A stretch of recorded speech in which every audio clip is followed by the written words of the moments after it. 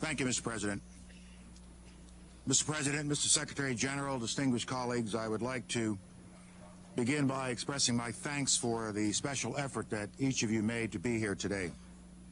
This is an important day for us all as we review the situation with respect to Iraq and its disarmament obligations under UN Security Council Resolution 1441.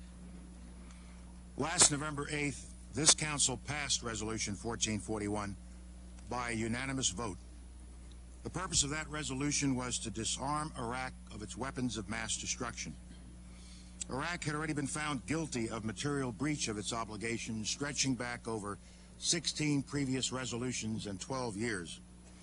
Resolution 1441 was not dealing with an innocent party, but a regime this Council has repeatedly convicted over the years. Resolution 1441 gave Iraq one last chance to come into compliance or to face serious consequences. No Council member present and voting on that day had any illusions about the nature and intent of the resolution or what serious consequences meant if Iraq did not comply. And to assist in its disarmament, we called on Iraq to cooperate with returning inspectors from UNMOVIC and IAEA. We laid down tough standards for Iraq to meet to allow the inspectors to do their job. This Council placed the burden on Iraq to comply and disarm, and not on the inspectors to find that which Iraq has gone out of its way to conceal for so long. Inspectors are inspectors. They are not detectives. I asked for this session today for two purposes. First, to support the core assessments made by Dr. Blix and Dr. El-Baradei. As Dr. Blix reported to this Council on January 27th, quote, Iraq appears not to have come to a genuine acceptance, not even today, of the disarmament which was demanded of it, unquote. And as Dr. El-Baradei reported, Iraq's declaration of December 7th, quote, did not provide any new information relevant to certain questions that have been outstanding since 1998. My second purpose today is to provide you with additional information, to share with you what the United States knows about Iraq's weapons of mass destruction, as well as Iraq's involvement in terrorism, which is also the subject of Resolution 1441 and other earlier resolutions. I might add at this point that we are providing all relevant information we can to the inspection teams for them to do their work. The material I will present to you comes from a variety of sources. Some are U.S. sources and some are those of other countries. Some of the sources are technical, such as intercepted telephone conversations and photos taken by satellites. Other sources are people who have risked their lives to let the world know what Saddam Hussein is really up to. I cannot tell you everything that we know, but what I can share with you, when combined with what all of us have learned over the years, is deeply troubling. What you will see is an accumulation of facts and disturbing patterns of behavior. The facts in Iraq's behavior demonstrate that Saddam Hussein and his regime have made no effort to disarm as required by the international community. Indeed, the facts and Iraq's behavior show that Saddam Hussein and his regime are concealing their efforts to produce more weapons of mass destruction. Let me begin by playing a tape for you. What you're about to hear is a conversation that my government monitored. It takes place on November 26th of last year, on the day before United Nations teams resumed inspections in Iraq. The conversation involves two senior officers, a colonel and a brigadier general from Iraq's elite military unit, the Republican Guard.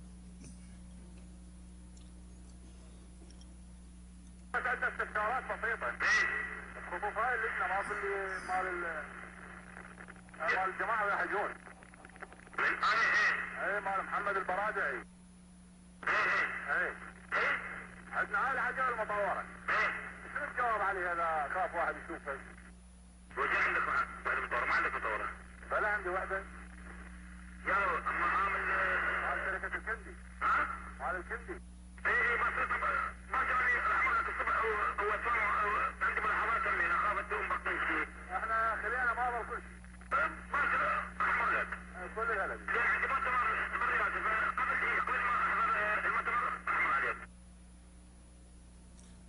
Let me pause and review some of the key elements of this conversation that you've just heard between these two officers. First, they acknowledge that our colleague Mohammed al-Baradei is coming, and they know what he's coming for, and they know he's coming the next day. He's coming to look for things that are prohibited. He is expecting these gentlemen to cooperate with him and not hide things. But they're worried. We have this modified vehicle. What do we say if one of them sees it? What is their concern? Their concern is that it's something they should not have, something that should not be seen. The general is incredulous. You didn't get a modified. You don't have one of those, do you? I have one. Which? From where? From the workshop. From the Al-Kindi company. What? From Al-Kindi. I'll come to see you in the morning. I'm worried you all have something left. We evacuated everything. We don't have anything left. Note what he says. We evacuated everything. We didn't destroy it. We didn't line it up for inspection. We didn't turn it into the inspectors. We evacuated it to make sure it was not around when the inspectors showed up. I will come to you tomorrow. The Al-Kindi company. This is a company that is well known to have been involved in prohibited weapon systems activity. Let me play another tape for you. As you'll recall, the inspectors found 12 empty chemical warheads on January 16th. On January 20th, 4 days later, Iraq promised the inspectors it would search for more. You will now hear an officer from Republican Guard headquarters issuing an instruction to an officer in the field. Their conversation took place just last week, on January 30th. سيدي العزيز، نعم. توجيه السيد رئيس أركان الحرس اليوم بالمؤتمر. نعم. تفتشون الاعتداء اللي عندكم. نعم. لاحتمال وجود عتاد محظور. نعم. لاحتمال وجود عتاد محظور بطريق الصدفة. نعم. ودزينا لكم كتاب بتفتيش مناطق الاستقراب والمناطق المتروكة. نعم. هذا بعد ما نفذتوا مضمونه اتلفوا الكتاب. في يعني ما اريد احد يشوف هذا الكتاب. ماشي. اي والله. ماشي. ممنون. Let me pause again and review the elements of this message. They're inspecting the ammunition you have. Yes, yes. For the possibility there are forbidden ammo. For the possibility there is by chance forbidden ammo, yes. And we sent you a message yesterday to clean out all of the areas, the scrap areas, the abandoned areas, make sure there is nothing there. Remember the first message, evacuate it. This is all part of a system of hiding things and moving things out of the way and making sure they have left nothing behind. You go a little further into this message and you see the specific instructions from headquarters. After you have carried out what is contained in this message, destroy the message because I don't want anyone to see this message. Okay. Why? This message would have verified to the inspectors that they have been trying to turn over things. They were looking for things, but they don't want that message seen because they were trying to clean up the area to leave no evidence behind of the presence of weapons of mass destruction. And they can claim that nothing was there and the inspectors can look all they want and they will find nothing. This effort to hide things from the inspectors is not one or two isolated events. Quite the contrary. This is part and parcel of a policy of evasion and deception that goes back 12 years, a policy set at the highest levels of the Iraqi regime. We know that Saddam Hussein has what is called, quote, a higher committee for monitoring the inspection teams, unquote. Think about that. Iraq has a high-level committee to monitor the inspectors who were sent in to monitor Iraq's disarmament. Not to cooperate with them, not to assist them, but to spy on them and keep them from doing their jobs. The committee reports directly to Saddam Hussein. It is headed by Iraq's Vice President, Taha Yassin Ramadan. Its members include Saddam Hussein's son, Qusay. This committee also includes Lieutenant General Amir al-Sadi, an advisor to Saddam. In case that name isn't immediately familiar to you, General Sadi has been the Iraqi regime's primary point of contact for Dr. Blix and Dr. al-Baradei. It was General Sadi who, last for last fall publicly pledged that Iraq was prepared to cooperate unconditionally with inspectors. Quite the contrary. Saudi's job is not to cooperate.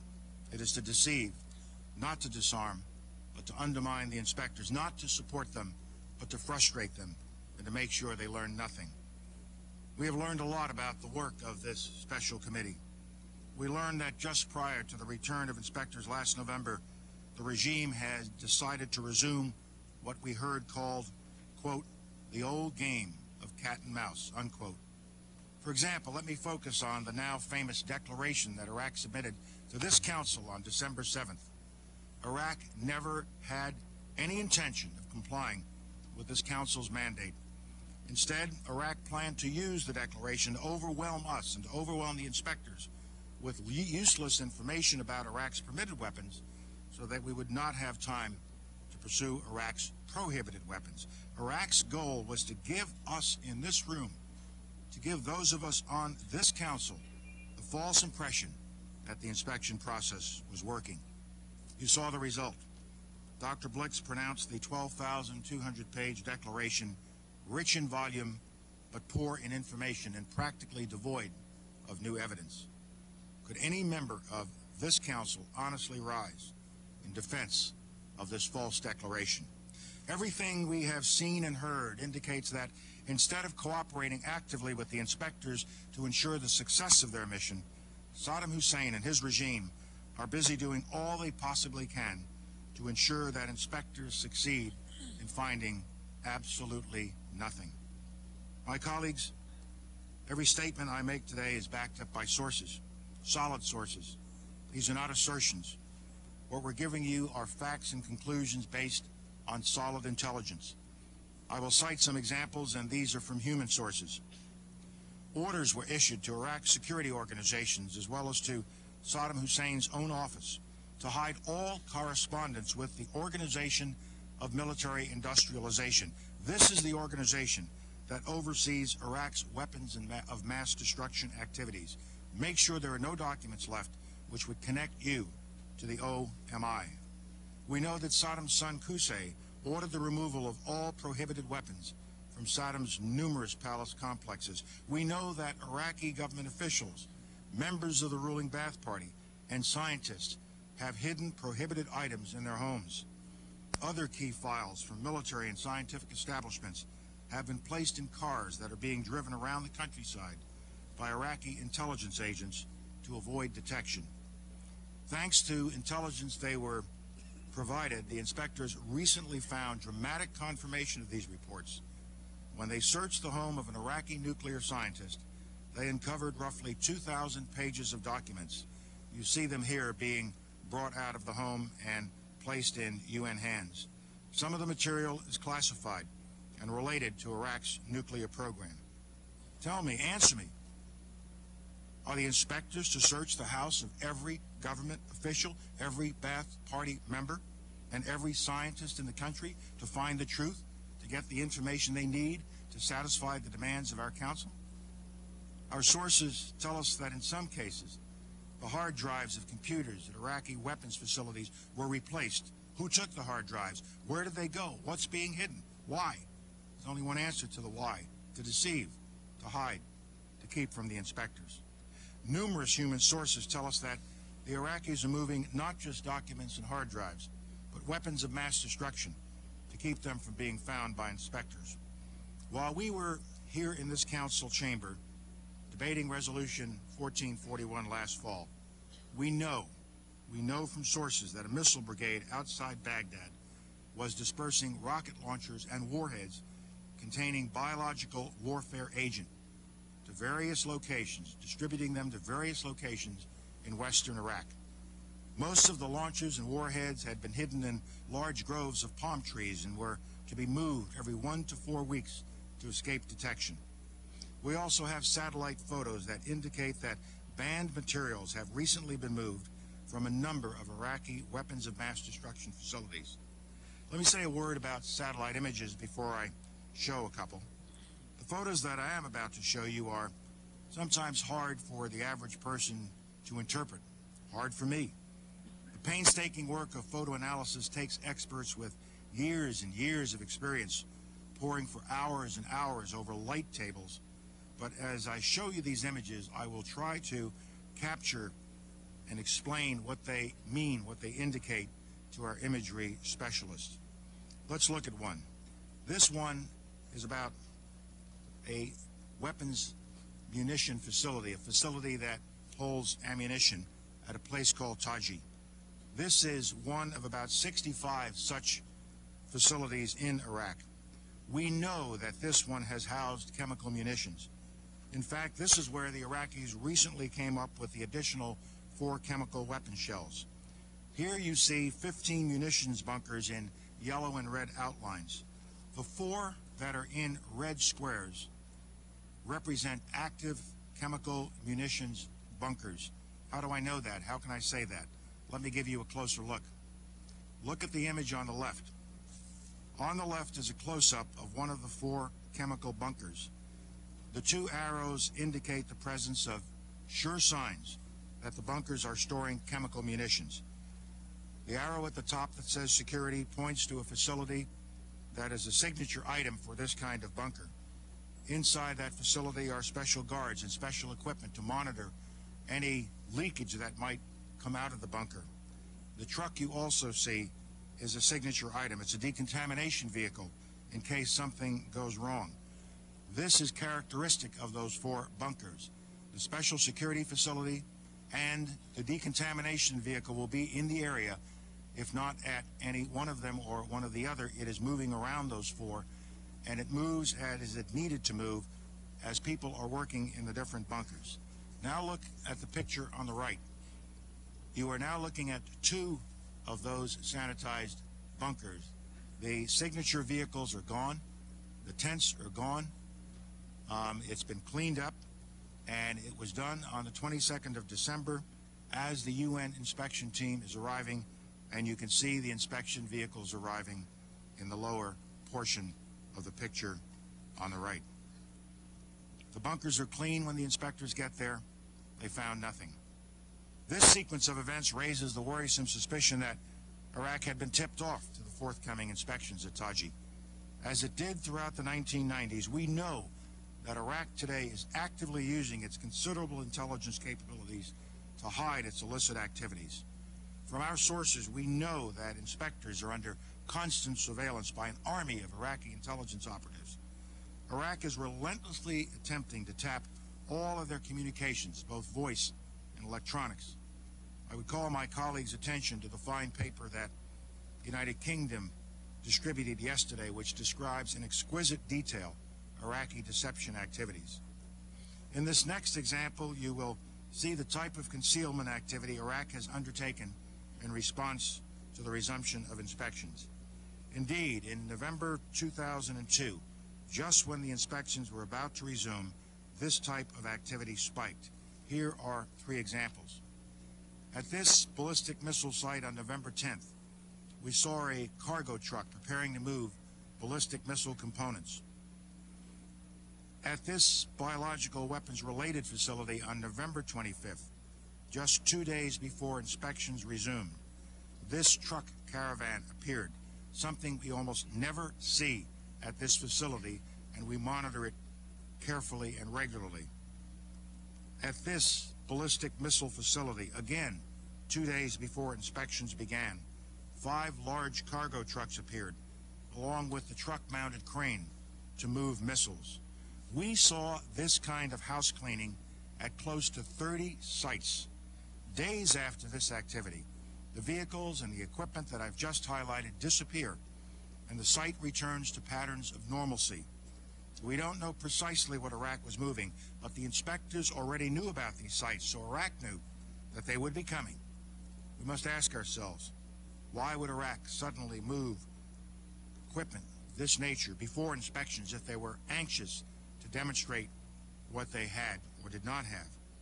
Remember the first intercept in which 2 Iraqis talked about the need to hide a modified vehicle from the inspectors. Where did Iraq take all of this equipment? Why wasn't it presented to the inspectors? Iraq also has refused to permit any U-2 reconnaissance flights that would give the inspectors a better sense of what's being moved before, during, and after inspections. This refusal to allow this kind of reconnaissance is in direct, specific violation of operative paragraph 7 of our resolution 1441. Saddam Hussein and his regime are not just trying to conceal weapons, they're also trying to hide people. You know the basic facts. Iraq has not complied with its obligation to allow immediate, unimpeded, unrestricted, and private access to all officials and other persons as required by Resolution 1441. The regime only allows interviews with inspectors in the presence of an Iraqi official, a minder. The official Iraqi organization charged with facilitating inspections announced publicly and announced ominously that, quote, nobody is ready to leave Iraq to be interviewed.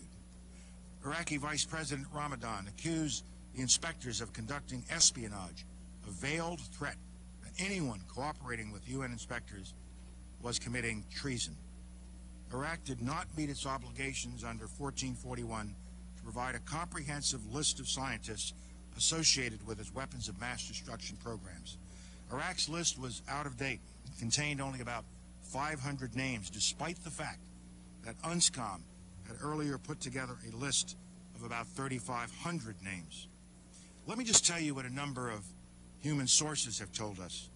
Saddam Hussein has directly participated in the effort to prevent interviews. In early December, Saddam Hussein had all Iraqi scientists warned of the serious consequences that they and their families would face if they revealed any sensitive information to the inspectors. They were forced to sign documents acknowledging that divulging information is punishable by death. Saddam Hussein also said that scientists should be told not to agree to leave Iraq. Anyone who agreed to be interviewed outside Iraq would be treated as a spy. This violates 1441.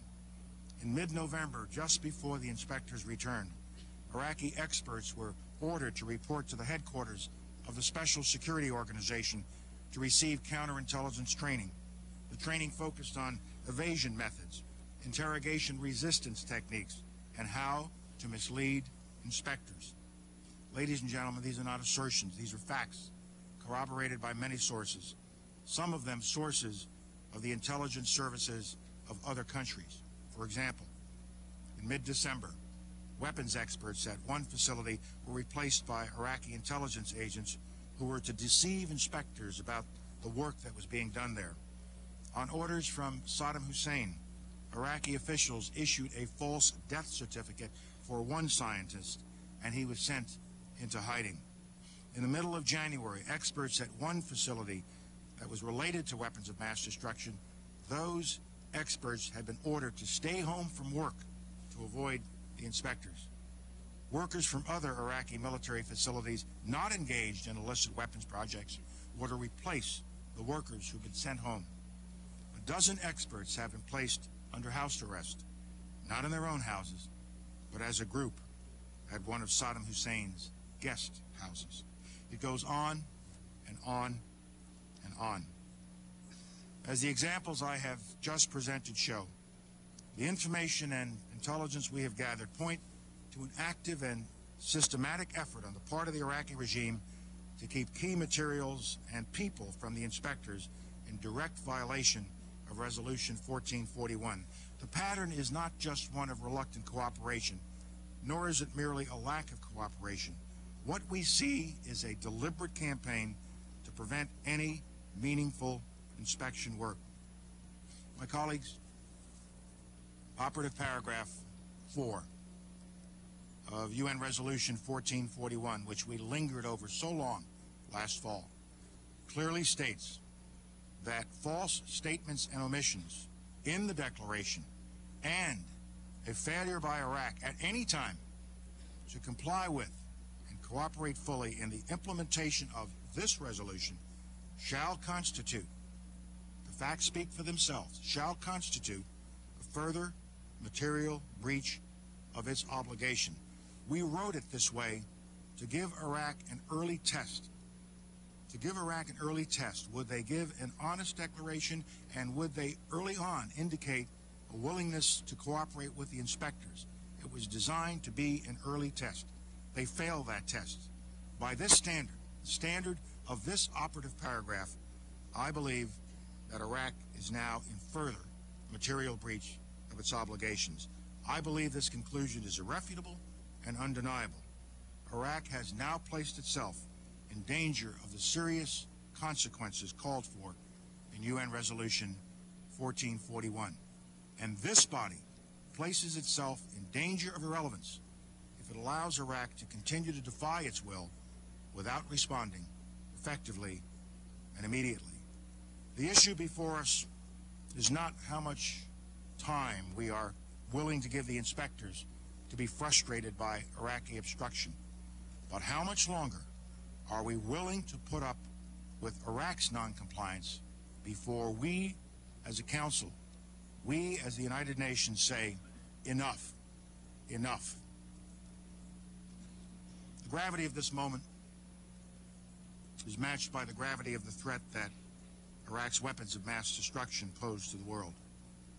Let me now turn to those deadly weapons programs and describe why they are real and present dangers to the region and to the world.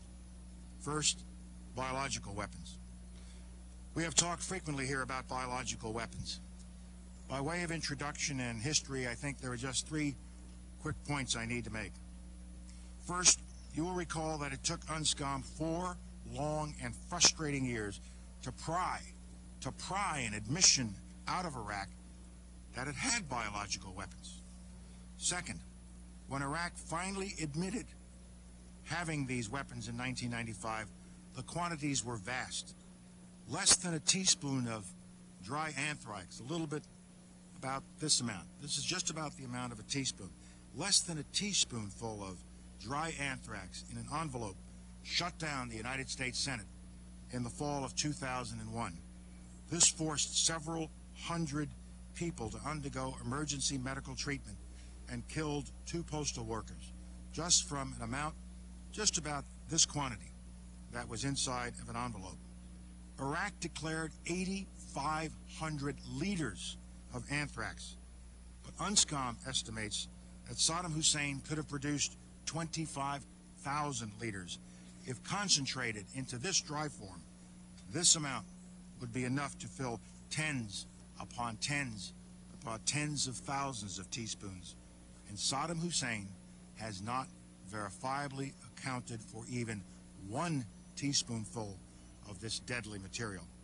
And that is my third point, and it is key. The Iraqis have never accounted for all of the biological weapons they admitted they had, and we know they had. They have never accounted for all the organic material used to make them, and they have not accounted for many of the weapons filled with these agents, such as their R-400 bombs. This is evidence, not conjecture. This is true. This is all well documented. Dr. Blix told this council that Iraq has provided little evidence to verify anthrax production and no convincing evidence of its destruction. It should come as no shock then that since Saddam Hussein forced out the last inspectors in 1998, we have amassed much intelligence indicating that Iraq is continuing to make these weapons. One of the most worrisome things that emerges from the thick intelligence file we have on Iraq's biological weapons is the existence of mobile production facilities used to make biological agents. Let me take you inside that intelligence file and share with you what we know from eyewitness accounts. We have first-hand descriptions of biological weapons factories on wheels and on rails. The trucks and train cars are easily moved and are designed to evade detection by inspectors. In a matter of months, they can produce a quantity of biological poison equal to the entire amount that Iraq claimed to have produced in the years prior to the Gulf War. Although Iraq's mobile production program began in the mid-1990s, UN inspectors at the time only had vague hints of such programs. Confirmation came later, in the year 2000. The source was an eyewitness, an Iraqi chemical engineer who supervised one of these facilities. He actually was present during biological agent production runs. He was also at the site when an accident occurred in 1998. 12 technicians died from exposure to biological agents. He reported that when UNSCOM was in country and inspecting, the biological weapons agent production always began on Thursdays at midnight because Iraq thought UNSCOM would not inspect on the Muslim holy day, Thursday night through Friday. He added that this was important because the units could not be broken down in the middle of a production run, which had to be completed by Friday evening before the inspectors might arrive again.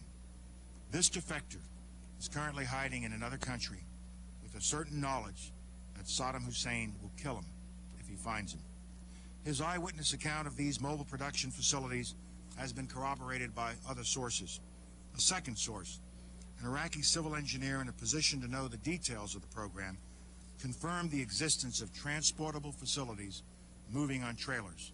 A third source, also in a position to know, reported in summer 2002 that Iraq had manufactured mobile production systems mounted on road trailer units and on rail cars.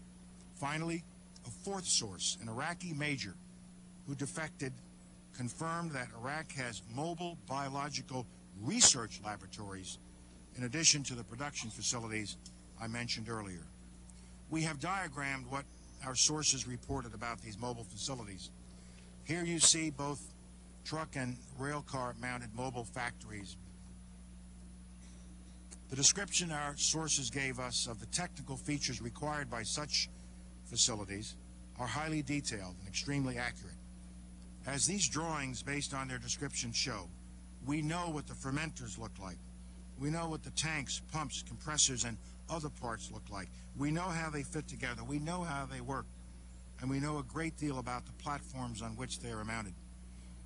As shown in this diagram, these factories can be concealed easily, either by moving ordinary-looking trucks and rail cars along Iraq's thousands of miles of highway or track, or by parking them in a garage or a warehouse or somewhere in Iraq's extensive system of underground tunnels and bunkers.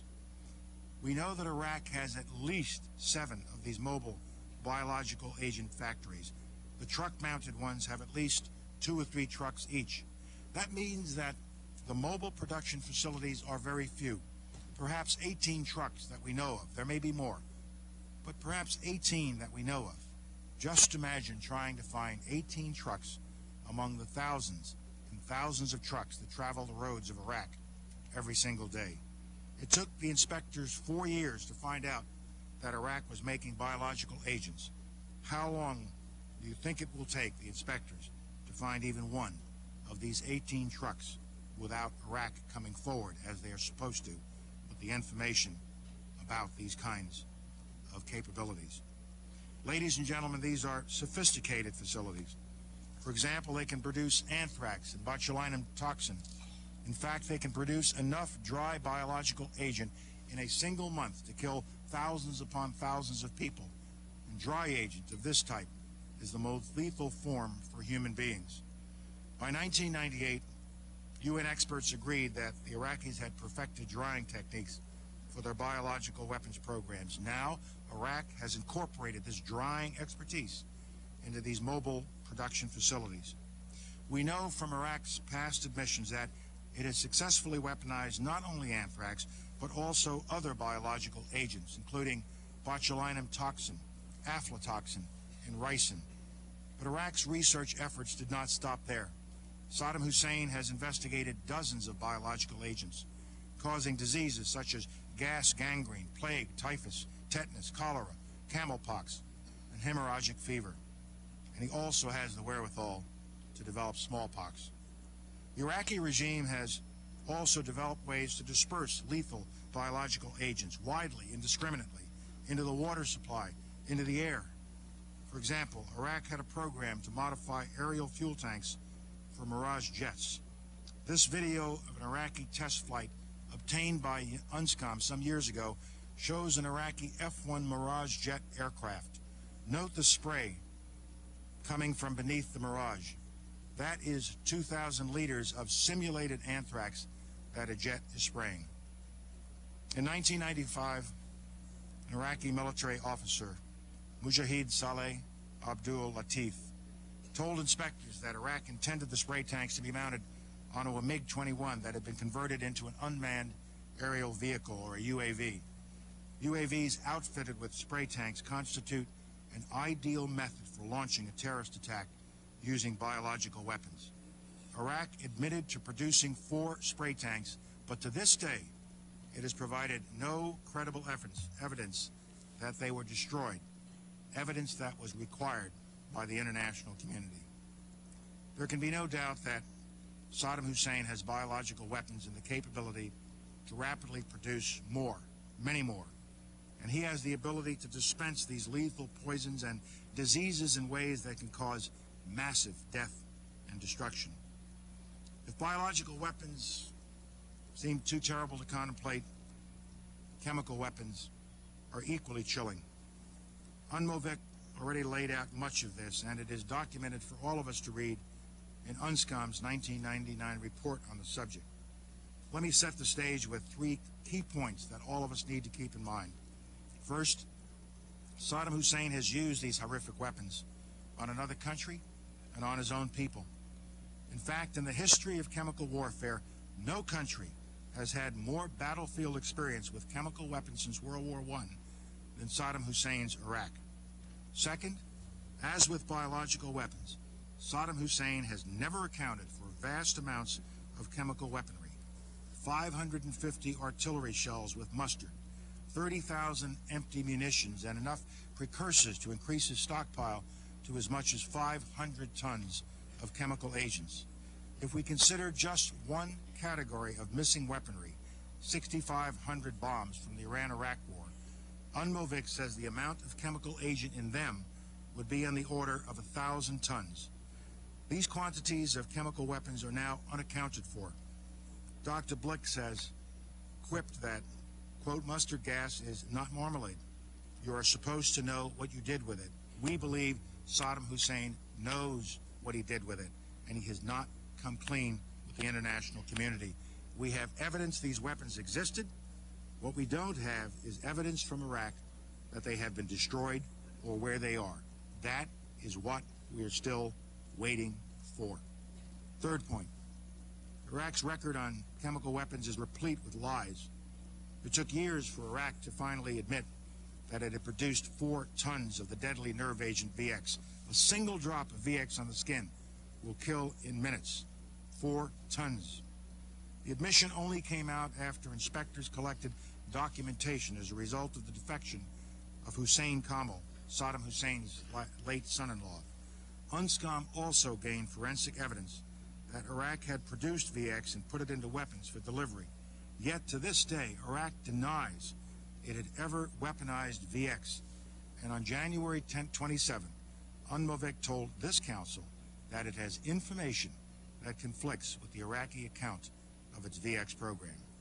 We know that Iraq has embedded key portions of its illicit chemical weapons infrastructure within its legitimate civilian industry. To all outward appearances, even to experts, the infrastructure looks like an ordinary civilian operation. Illicit and legitimate production can go on simultaneously, or on a dime. This dual-use infrastructure can turn from clandestine to commercial and then back again. These inspections would be unlikely, any inspections of such facilities would be unlikely to turn up anything prohibited, especially if there is any warning that the inspections are coming. Call it ingenious or evil genius, but the Iraqis deliberately designed their chemical weapons programs to be inspected. It is infrastructure with a built-in ally. Under the guise of dual-use infrastructure, Iraq has undertaken an effort to reconstitute facilities that were closely associated with its past program to develop and produce chemical weapons. For example, Iraq has rebuilt key portions of the Tariq state establishment. Tariq includes facilities designed specifically for Iraq's chemical weapons program and employs key figures from past programs. That's the production end of Saddam's chemical weapons business. What about the delivery end? I'm going to show you a small part of a chemical complex called Al-Musayyib, a site that Iraq has used for at least 3 years to transship chemical weapons from production facilities out to the field. In May 2002, our satellites photographed the unusual activity in this picture. Here we see cargo vehicles are again at this transshipment point, and we can see that they are accompanied by a decontamination vehicle associated with biological or chemical weapons activity. What makes this picture significant is that we have a human source who has corroborated that movement of chemical weapons occurred at this site at that time. So it's not just the photo, and it's not an individual seeing the photo. It's the photo and then the knowledge of an individual being brought together to make the case. This photograph of the site, taken 2 months later in July, shows not only the previous site, which is the figure in the middle at the top with the bulldozer sign near it. It shows that this previous site, as well as all of the other sites around the site, have been fully bulldozed and graded. The topsoil has been removed.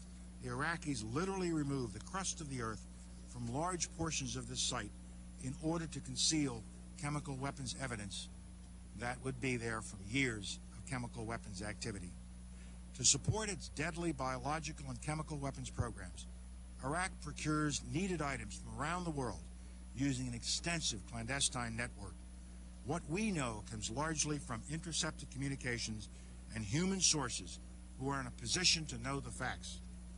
Iraq's procurement efforts include equipment that can filter and separate microorganisms and toxins involved in biological weapons, equipment that can be used to concentrate the agent, growth media that can be used to continue producing anthrax and botulinum toxin, sterilization equipment for laboratories, glass-lined reactors and specialty pumps that can handle corrosive chemical weapons agents and precursors, large amounts of thionyl chloride, a precursor for nerve and blister agents, and other chemicals such as sodium sulfide, an important mustard agent precursor. Now, of course, Iraq will argue that these items can also be used for legitimate purposes. But if that is true, why do we have to learn about them by intercepting communications and risking the lives of human agents? With Iraq's well-documented history on biological and chemical weapons, why should any of us give Iraq the benefit of the doubt? I don't. And I don't think you will either after you hear this next intercept. Just a few weeks ago, we intercepted communications between two commanders in Iraq's 2nd Republican Guard Corps. One commander is going to be giving an instruction to the other. You will hear as this unfolds that what he wants to communicate to the other guy, he wants to make sure the other guy hears clearly, to the point of repeating it so that it gets written down and completely understood. Listen. Hello. Hello. Hello. صباح سيدي. Hello. كيف معي سيدي؟ ابراهيم شلونك؟ الله يسلمك سيدي. شلون صرت؟ الله يحفظك. شلون صرت؟ خير الحمد لله سيدي. كيف ابراهيم؟ نعم سيدي. الحين اكتب يمك. اي طيب. الو. الو. تفضل سيدي. مرحبا. ابراهيم. نعم سيدي. اخي ابراهيم. وياك سيدي. رفع. رفع. عبارة عوامل الاعصاب. عوامل الاعصاب. اينما وردت. في التعليمات اللاسلكية. اللاسلكية. زيني؟ صار سيدي. Let's review a few selected items of this conversation. Two officers talking to each other on the radio want to make sure that nothing is misunderstood. Remove the expression, I got it. Nerve agents, wherever it comes up, got it, wherever it comes up, in the wireless instructions, in the instructions, correction, no, in the wireless instructions, wireless, I got it. Why does he repeat it that way? Why is he so forceful in making sure this is understood? And why did he focus on wireless instructions? Because the senior officer is concerned that somebody might be listening. Well, somebody was. Nerve agents. Stop talking about it. They're listening to us. Don't give any evidence that we have these horrible agents. But we know that they do. And this kind of conversation confirms it. Our conservative estimate is that Iraq today has a stockpile of between 100 and 500 tons of chemical weapons agent. That is enough agent to fill 16,000 battlefield rockets. Even the low end of 100 tons of agent would enable Saddam Hussein to cause mass casualties across more than 100 square miles of territory, an area nearly 5 times the size of Manhattan. Let me remind you that of the 122 millimeter chemical warheads that the UN inspectors found recently, this discovery could very well be, as has been noted, the tip of a submerged iceberg. The question before us all, my friends, is when will we see the rest of the submerged iceberg? Saddam Hussein has chemical weapons. Saddam Hussein has used such weapons. And Saddam Hussein has no compunction about using them again against his neighbors and against his own people. And we have sources who tell us that he recently has authorized his field commanders to use them. He wouldn't be passing out the orders if he didn't have the weapons or the intent to use them. We also have sources who tell us that since the 1980s, Saddam's regime has been experimenting on human beings to perfect its biological or chemical weapons. A source said that 1,600 death row prisoners were transferred in 1995 to a special unit for such experiments. An eyewitness saw prisoners tied down to beds, experiments conducted on them, blood oozing around the victims' mouths, and autopsies performed to confirm the effects of the prisoners on the prisoners. Saddam Hussein's inhumanity has no limits.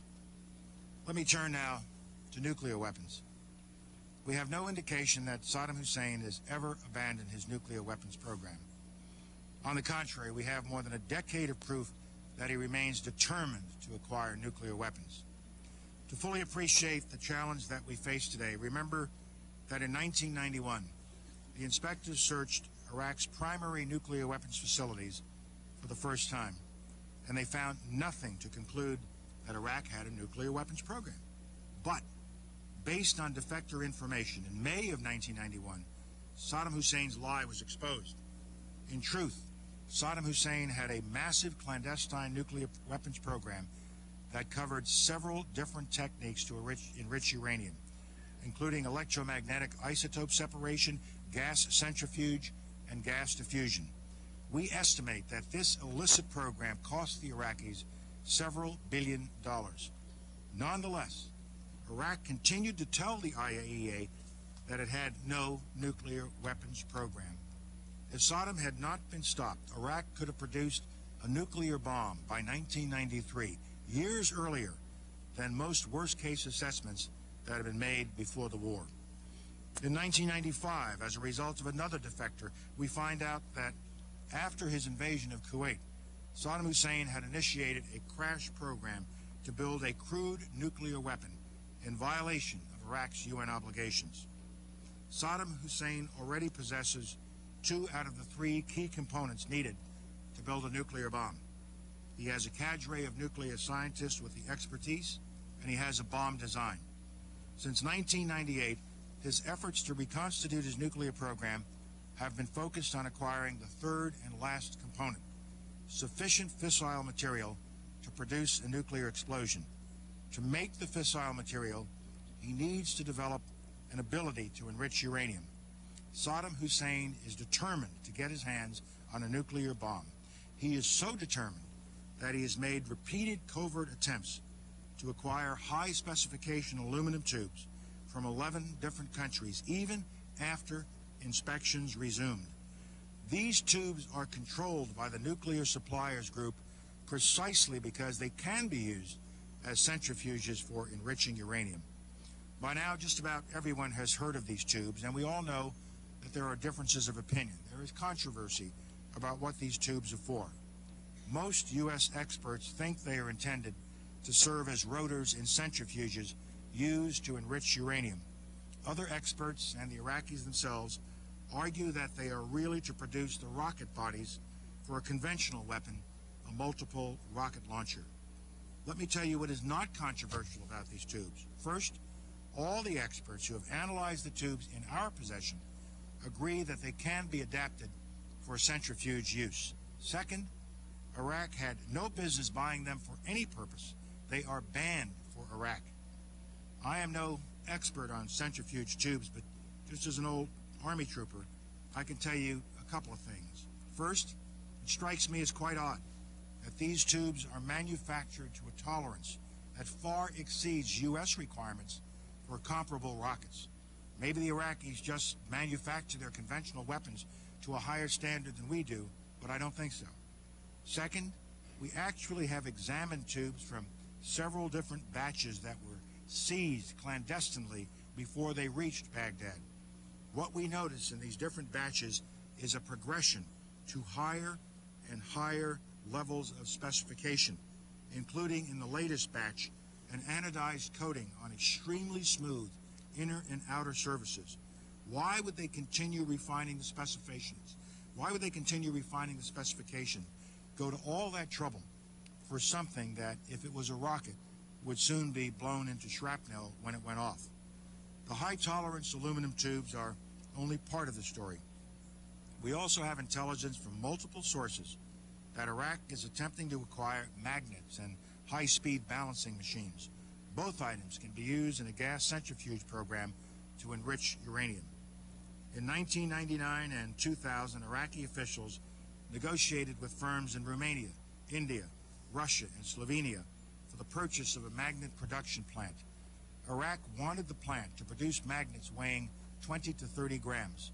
That's the same weight as the magnets used in Iraq's gas centrifuge program before the Gulf War. This incident, linked with the tubes, is another indicator of Iraq's attempt to reconstitute its nuclear weapons program. Intercepted communications from mid-2000 through last summer show that Iraq front companies sought to buy machines that can be used to balance gas centrifuge rotors. One of these companies also had been involved in a failed effort in 2001 to smuggle aluminum tubes into Iraq. People will continue to debate this issue, but there is no doubt in my mind these illicit procurement efforts show that Saddam Hussein is very much focused on putting in place the key missing piece from his nuclear weapons program, the ability to produce fissile material. He also has been busy trying to maintain the other key parts of his nuclear program, particularly his cadre of key nuclear scientists. It is noteworthy that over the last 18 months, Saddam Hussein has paid increasing personal attention to Iraqi's top nuclear scientists, a group that the government-controlled press calls openly his nuclear mujahideen. He regularly exhorts them and praises their progress. Progress towards what end? Long ago, the Security Council, this council, required Iraq to halt all nuclear activities of any kind. Let me talk now about the systems Iraq is developing to deliver weapons of mass destruction, in particular Iraq's ballistic missiles and unmanned aerial vehicles, UAVs. First, missiles. We all remember that before the Gulf War, Saddam Hussein's goal was missiles that flew not just hundreds, but thousands of kilometers. He wanted to strike not only his neighbors, but also nations far beyond his borders. While inspectors destroyed most of the prohibited ballistic missiles, numerous intelligence reports over the past decade from sources inside Iraq indicate that Saddam Hussein retains a covert force of up to a few dozen Scud variant ballistic missiles. These are missiles with a range of 650 to 900 kilometers. We know from intelligence and Iraq's own admissions that Iraq's alleged permitted ballistic missiles, the Al-Samud II and the Al-Fatah, violate the 150-kilometer limit established by this council in Resolution 687.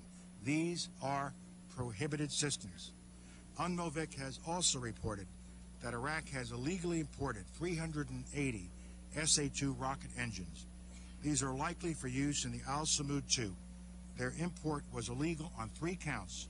Resolution 687 prohibited all military shipments into Iraq. UNSCOM specifically prohibited use of these engines in surface-to-surface missiles. And finally, as we have just noted, they are for a system that exceeds the 150-kilometer range limit. Worst of all, some of these engines were acquired as late as December, after this council passed Resolution 1441. What I want you to know today is that Iraq has programs that are intended to produce ballistic missiles that fly over 1,000 kilometers. One program is pursuing a liquid fuel missile that would be able to fly more than 1,200 kilometers. And you can see from this map, as well as I can, who will be in danger of these missiles. As part of this effort, another little piece of evidence, Iraq has built an engine test stand that is larger than anything it has ever had. Notice the dramatic difference in size between the test stand on the left, the old one, and the new one on the right. Note the large exhaust vent. This is where the flame from the engine comes out. The exhaust vent on the right test stand is 5 times longer than the one on the left. The one on the left was used for short-range missiles. The one on the right is clearly intended for long-range missiles that can fly 1,200 kilometers. This photograph was taken in April of 2002. Since then, the test stand has been finished and a roof has been put over it, so it will be harder for satellites to see what's going on underneath the test stand. Saddam Hussein's intentions have never changed. He is not developing the missiles for self-defense. These are missiles that Iraq wants in order to project power, to threaten, and to deliver chemical, biological, and, if we let him, nuclear warheads. Now, unmanned aerial vehicles, UAVs. Iraq has been working on a variety of UAVs for more than a decade. This is just illustrative of what an UAV would look like.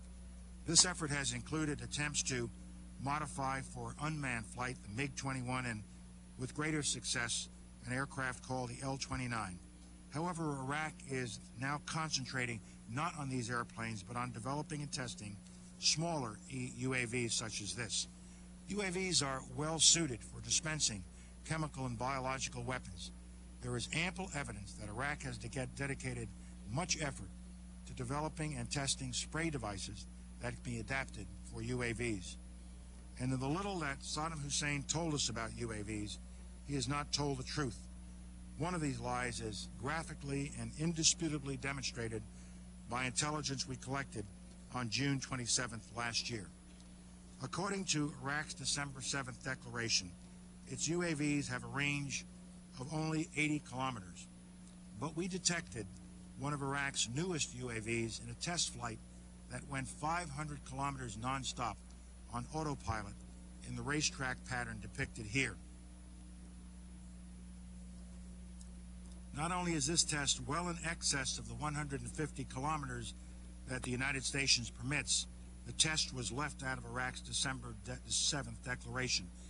The UAV was flown around and around and around in this circle, and so that its 80-kilometer limit really was 500 kilometers unrefueled and on autopilot, violative of all of its obligations under 1441.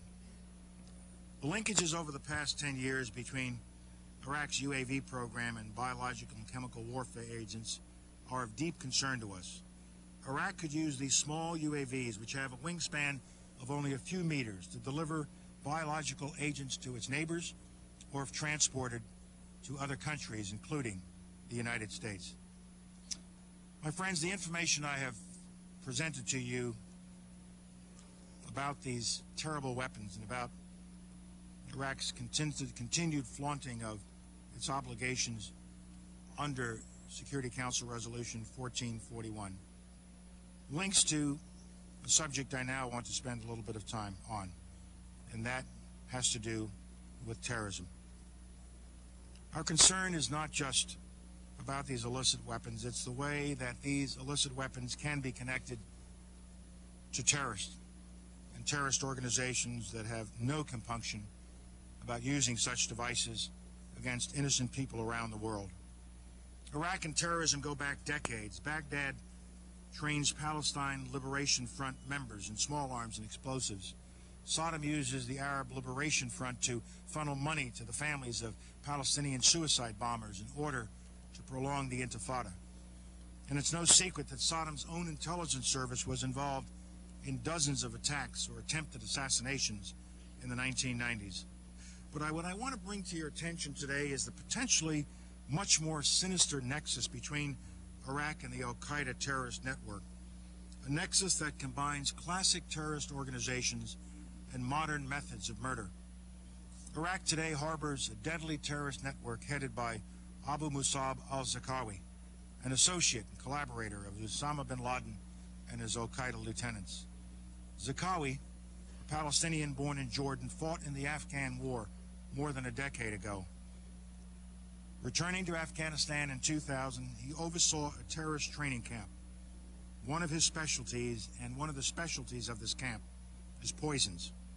When our coalition ousted the Taliban, the Zarqawi network helped establish another poison and explosive training center camp, and this camp is located in northeastern Iraq.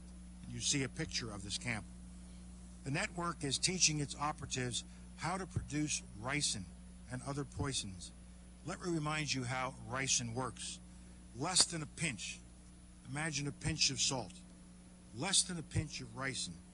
Eating just this amount in your food would cause shock, followed by circulatory failure.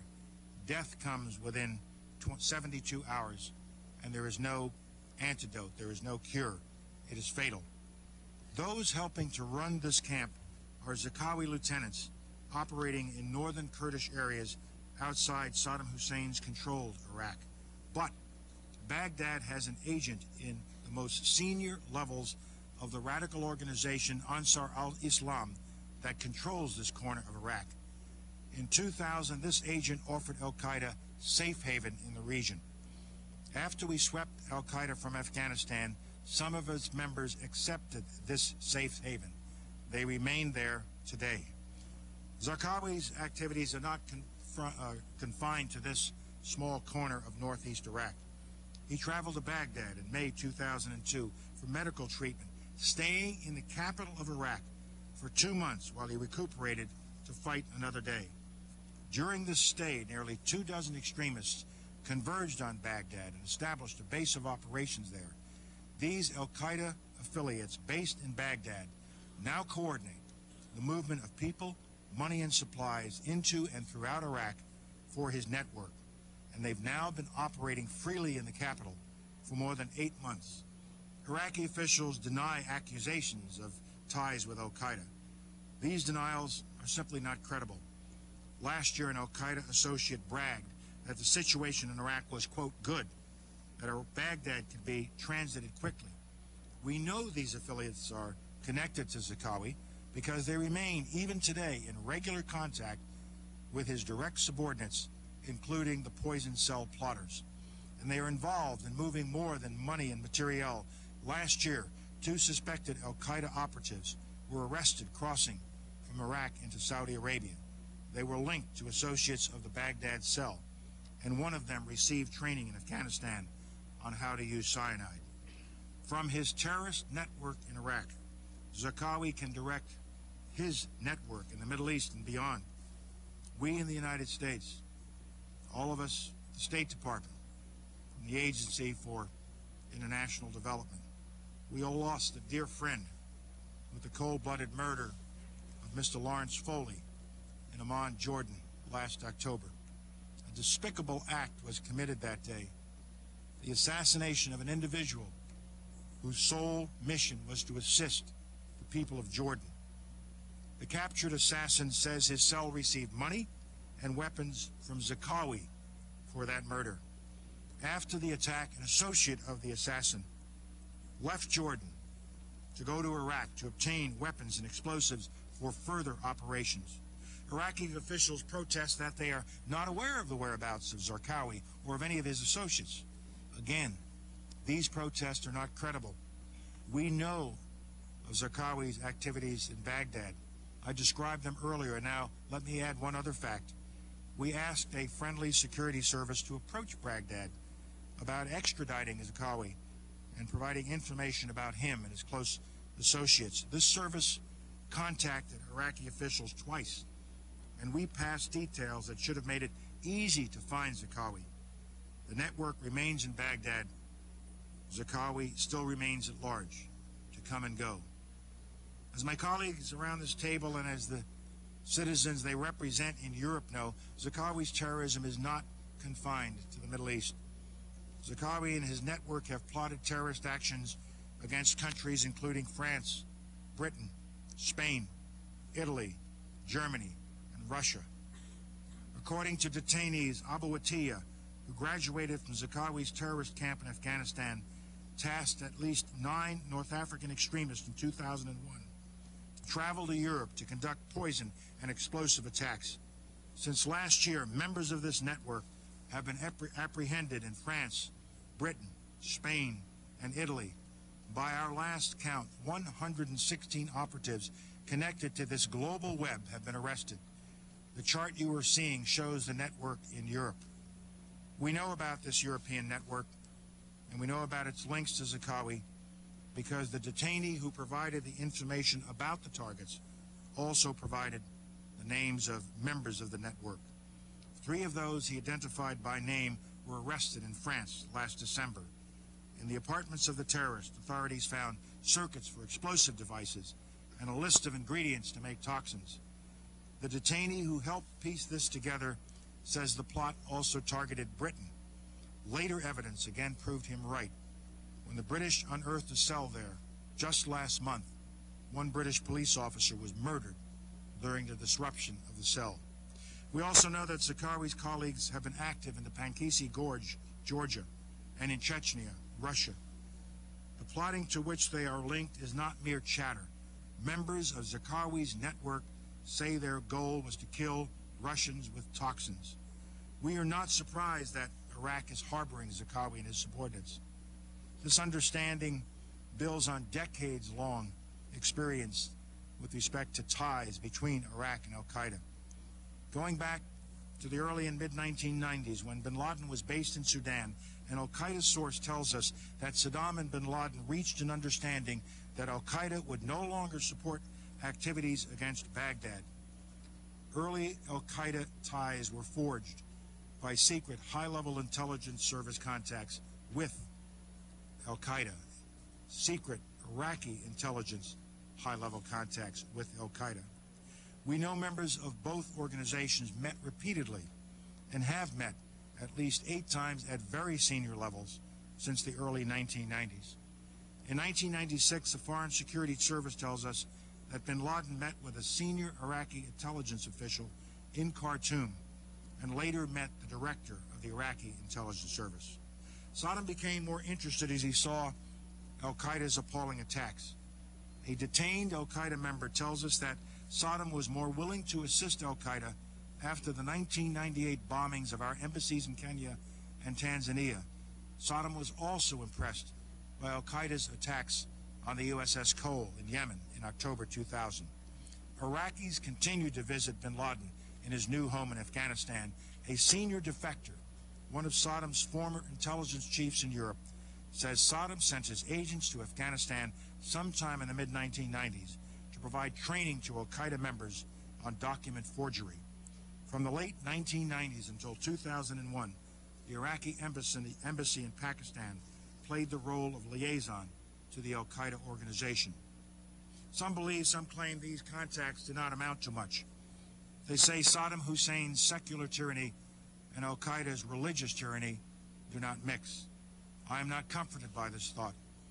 Ambition and hatred are enough to bring Iraq and al-Qaeda together, enough so al-Qaeda could learn how to build more sophisticated bombs and learn how to forge documents, and enough so that al-Qaeda could turn to Iraq for help in acquiring expertise on weapons of mass destruction. And the record of Saddam Hussein's cooperation with other Islamist terrorist organizations is clear. Hamas, for example, opened an office in Baghdad in 1999, and Iraq has hosted conferences attended by Palestine Islamic Jihad. These groups are at the forefront of sponsoring suicide attacks against Israel. Al-Qaeda continues to have a deep interest in acquiring weapons of mass destruction. As with the story of Zarqawi and his network, I can trace the story of a senior terrorist operative telling how Iraq provided training in these weapons to al-Qaeda. Fortunately, this operative is now detained, and he has told his story. I will relate it to you now, as he himself described it.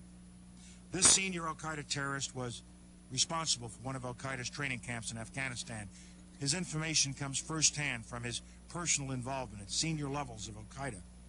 He says bin Laden and his top deputy in Afghanistan, deceased al-Qaeda leader Mohammed Atif, did not believe that al-Qaeda labs in Afghanistan were capable enough to manufacture these chemical or biological agents.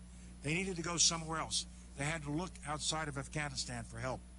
Where did they go? Where did they look? They went to Iraq. The support that Husseini describes included Iraq offering chemical or biological weapons training for 2 al-Qaeda associates beginning in December 2000. He says that a militant known as Abu Abdallah al-Iraqi had been sent to Iraq several times between 1997 and 2000 for help in acquiring poisons and gases.